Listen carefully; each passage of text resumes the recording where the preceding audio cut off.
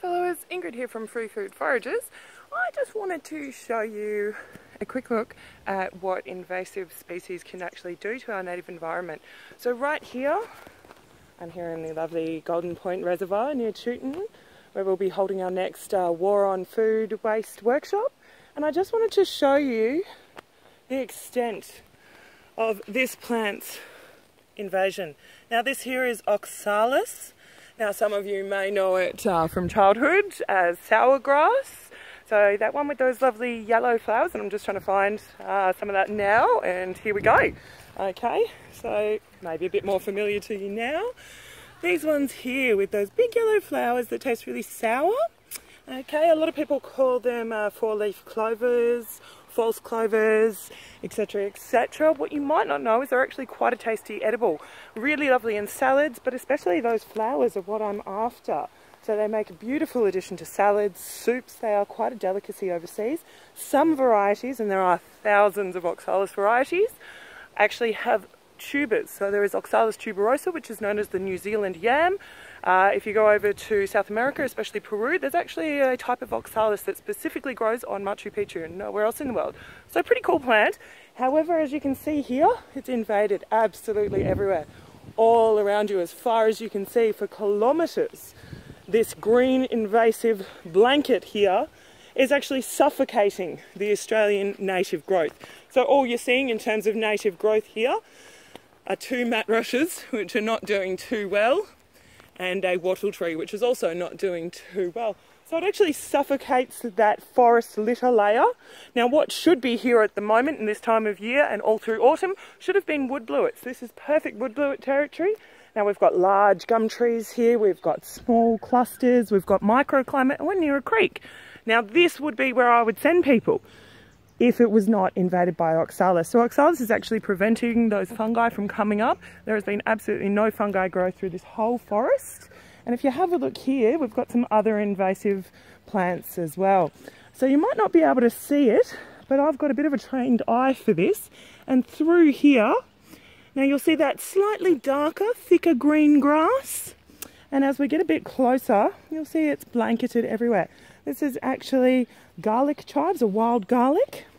And we've got it down through here in big patches of it. Also known as crow's garlic, and I'll see if I can pull up a few sections here. So this is it here, and I haven't managed to get a bulb this time, but it is absolutely delicious. Now we chop this up and dehydrate it so we can have chive powder throughout the year. It is also lovely just on its own, salads, soups, anywhere you would use normal chives. Or of course, if you can get a shovel and be a bit more organised than me, you can get the bulbs as well. You can see they're starting to get quite thick here. I'll see if I can pull a chunk out. Oh, almost. So they are notoriously difficult to actually get the bulbs unless you've got a shovel, which I don't at this stage. But come Christmas time, they send off a beautiful purple flower with green tentacles. It's really, really spectacular. And then that's the time to harvest the actual garlic component of it. So it does have a small bulb. The largest I've ever seen is about that big, but that was growing in a creek bed, so it had quite good nutrients. We also grow these as a vegetable, but you can see here they're actually becoming quite a problem. They are absolutely everywhere. This entire area is blanketed by OXALIS, by garlic chives here, wild garlic chives, and also by three-cornered leek, and even Russian garlic is actually here. So when the settlers were coming through this area, they planted a lot of this Russian garlic, or otherwise known as elephant garlic, because it's quite large, and it's really pretty, and I'm actually really happy I've found a whole heap of it here. So we'll have a look through, and here it is. So these darker, thicker leaves here are all elephant garlic or Russian garlic. And again, it's going to be quite difficult to get a bulb out to show you without actually, oh no, yes, we have a bulb. And there you go. So it's just about knowing your plants, identifying them and being 100% sure on that. And of course the garlicky smell generally gives it away. Although you could be mistaken for jonquils this time of year or daffodils, they are in the allium family, much the same. But trust me, this is definitely Russian garlic, and it is absolutely delicious.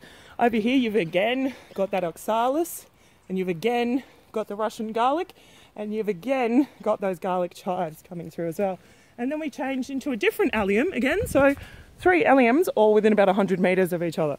And this one here, which you can see looks like grass, is in fact onion weed, or three-cornered leek, or as they call it in France, butcher's garlic. Now this is sensational, and it's called three-cornered leek for a very good reason.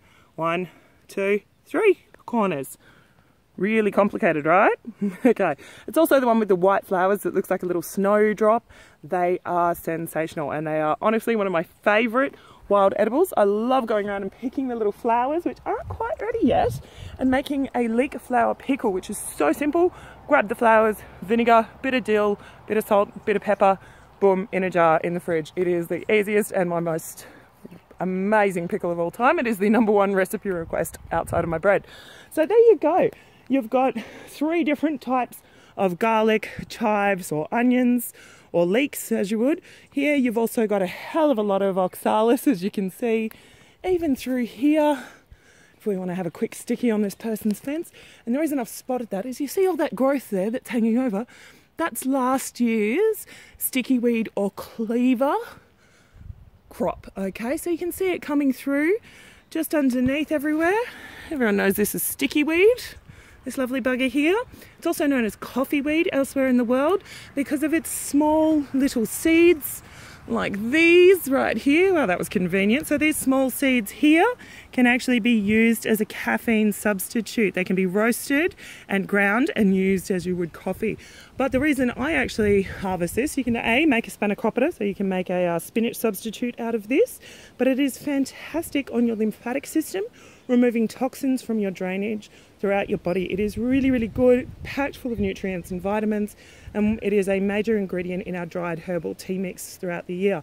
Also really easy to harvest because you find a big patch of it and you just come along, squeeze the tops together, they stick to each other, and then you slice off the tips with a pair of scissors, come back, reharvest in a few weeks. Super simple, sticky weed. Absolutely love it. Don't rip it out of your garden, get it in your diet instead. All right, that's about it. That's about it from us today at Free Food Foragers. Hope you enjoyed this little informative chat. Happy foraging.